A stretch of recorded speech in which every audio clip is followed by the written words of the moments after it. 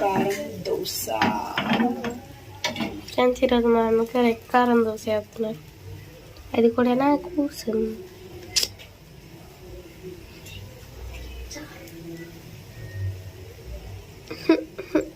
బాగుంటది తినడానికి. నాకు ఆనియన్స్ నచ్చవని తెలుసు. ఆనియన్స్ వేస్తాం.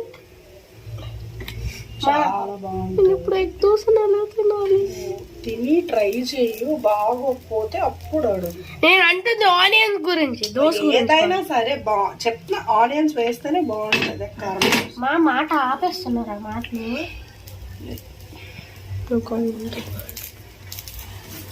Hi friends, welcome to ASHA creativity things. Into సాయంత్రం పూట ఉల్లిపాయ దోశ.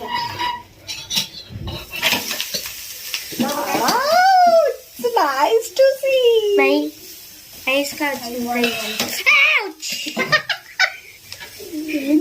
అయ్యయ్యా, ఫస్ట్ టైం మా అమ్మగారు పర్ఫెక్ట్ గా వేసారు ఫ్రెండ్స్. ఎప్పుడు అలా మాడిపోయింది, సగం మాడిపోతే సగం మాడిపోతుంది, అలాగే. కానీ ఎప్పుడులా కాకుండా ఈసారి బాగా వచ్చింది. ఇడేదో చెప్తాను, చూసారా ఎంత పర్ఫెక్ట్ గా వచ్చిందో. ఎక్కానం ఆపినా అది కూడా ఆడికెందుకు తినేసాడు కదా ఆల్రెడీ. ఫ్రెండ్స్, అలాగే వీడియో లైక్ చేయండి, షేర్ చేయండి, సబ్స్క్రైబ్ చేయండి. ఈ రెసిపీ మీకు తర్వాత చెప్తాం.